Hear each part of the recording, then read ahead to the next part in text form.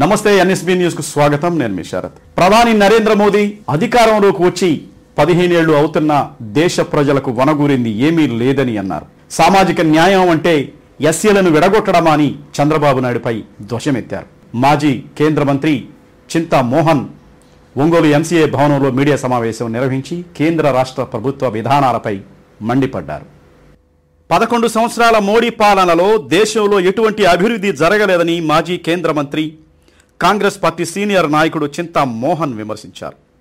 ఒంగోలులో ఎంసీఏ భవనంలో నిర్వహించిన మీడియా సమావేశంలో ఆయన మాట్లాడుతూ 11 ఏళ్ల క్రితం ఎన్నికల్లో బీజేపీ 2 వాగ్దానాలు ఇచ్చిందని, ప్రతి ఇంటికి 15 లక్షల రూపాయలు ఇస్తామన్నారని, ఇప్పటి వరకు నయా పైసా రాలేదని అన్నారు. సంవత్సరానికి 2 కోట్ల ఉద్యోగాలు ఇస్తామన్నారని, 11 ఏళ్లలో 22 కోట్ల ఉద్యోగాలు రావాలని, కానీ రాలేదని ప్రశ్నించారు.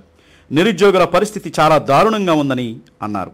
అనంతపురంలో జరిగిన సూపర్ 6 సభలో ముఖ్యమంత్రి చంద్రబాబు నాయుడు సామాజిక న్యాయం గురించి తరిమేల నాగిరెడ్డిలా ఉపన్యాసం ఇచ్చారన్నారు. నిజంగా సామాజిక న్యాయం కోరుకుంటే 15 సంవత్సరాలు ముఖ్యమంత్రిగా పనిచేసింది చాలు, ఇక దిగిపోండి అని అన్నారు.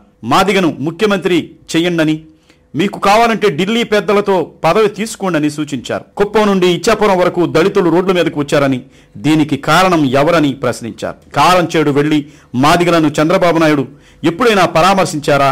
15 ఏళ్లు ముఖ్యమంత్రిగా ఏపీకి, ఒంగోలుకు చంద్రబాబు నాయుడు చేసింది ఏమీ లేదని విమర్శించారు. ఈ విలేకరుల సమావేశంలో కాంగ్రెస్ నాయకులు విజయేంద్ర బహుజన్, పీకా మధుసూదన్ రావు, మన్నం ప్రసన్నరాజు పాల్గొన్నారు. 11 ఏళ్ల క్రితం మోడీ గారు ఎన్నికల్లో 2 వాగ్దానాలు ఇచ్చారు. ముఖ్యంగా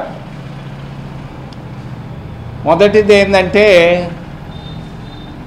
ప్రతి ఇంటికి 15 లక్షల రూపాయల నల్లధనాన్ని మీ అందరికీ పంచుతాను అన్నాడు. 15 లక్షల రూపాయలు ప్రతి ఇంటికి, భారతదేశంలో ఉన్న ప్రతి ఇంటికి.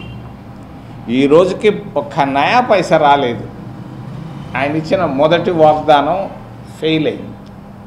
రెండవది, సంవత్సరానికి 2 కోట్ల ఉద్యోగాలు ఇస్తా అన్నాడు. 11 సంవత్సరాలు అయిపోయింది, 22 కోట్ల ఉద్యోగాలు రావాలి.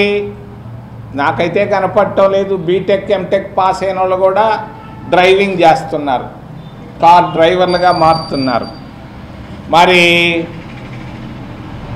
మరి బిఏ బిఎస్సీలు పాస్ అయిన వాళ్ళు పారిశుద్ధ్య కార్మికులుగా తయారవుతున్నారు. ఇది భారతదేశంలో నిరుద్యోగుల కన్నీళ్ళు, కష్టాలు.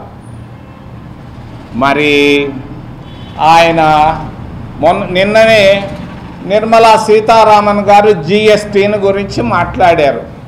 జిఎస్టీ అని అంటే అసలు గబ్బర్ సింగ్ ట్యాక్స్ అనేవాళ్ళు, ఇప్పుడు మర్చిపోయారు, ఇప్పుడు జిఎస్టీ అంటున్నారు. ప్రతిదానిపైన ట్యాక్స్ వేశారు. పెట్రోలు, డీజిలు తమిళనాడులో 8 రూపాయలు తక్కువ, ఇక్కడ ఎక్కువ. ఆమె రాష్ట్రంలో మాత్రం తగ్గించుకుంది, ఈడ మాత్రం ఎక్కించుకుంది. పక్క రాష్ట్రాల్లో తేడా కనపడతా ఉంది. ఆ అమ్మని 2 నెలలు అడుగుతున్నారు. మీ ముందు కూడా ఉంచాను. 14.5 లక్షల కోట్ల రూపాయలు రుణమాఫీ చేశారు భారతదేశంలో, బ్యాంకుల ద్వారా, జాతీయ బ్యాంకుల ద్వారా. ఎవరికి చేశారు? 100 కోట్లు. పొద్దున ఒక ఉపన్యాసం, సాయంకాలం ఒక ఉపన్యాసం. ఈ ఉపన్యాసాలతో కడుపు నింపేస్తున్నాడు. ఆంధ్రప్రదేశ్ రాష్ట్రం చాలా కష్టాల్లో ఉంది. ఏముంది? ఆంధ్రప్రదేశ్ రాష్ట్రం విభజనకు కారణం తెలుగుదేశం అని నేను తెలియజేస్తున్నా. ఆంధ్రప్రదేశ్ రాష్ట్ర విభజనకు కారణం మాలామాదిగలను 2 చేయడమే. ఆ రోజే దామోదర్ రాజనరసింహ అని ఒక ఆయన ఉండేవాడు, ఉప ముఖ్యమంత్రి.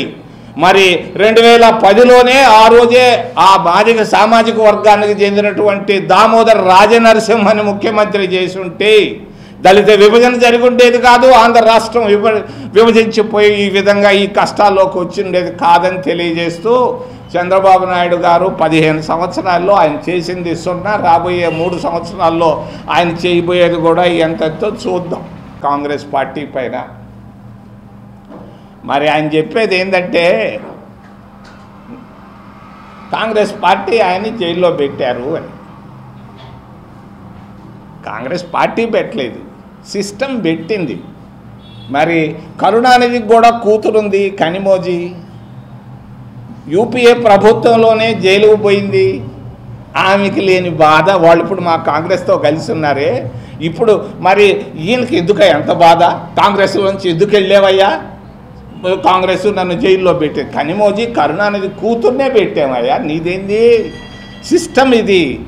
పరిపాలనలో పొరపాట్లు జరిగితే ఇదే జరుగుతుందని తెలియజేస్తూ, నిన్ననే శ్రీకాకుళం నుంచి నాకు ఒక మిత్రుడు ఉన్నాడు, ఆయన పేరు చెప్పదలుచుకోలేదు, ఆయన చెప్పుకొచ్చాడు. ఒకప్పుడు మంత్రిగా కూడా ఉన్నాడు, నిన్న టీవీల్లో కనపడ్డాడు. ఆయన చెప్పాడు, అయ్యా మాకు తెలుగుదేశం పార్టీ మాకు శత్రువు అన్నాడు. సంతోషం, నీకు శత్రువు అయి ఉండొచ్చు. నేను అడుగుతున్నాను మరి వైసీపీ పార్టీని, భారతీయ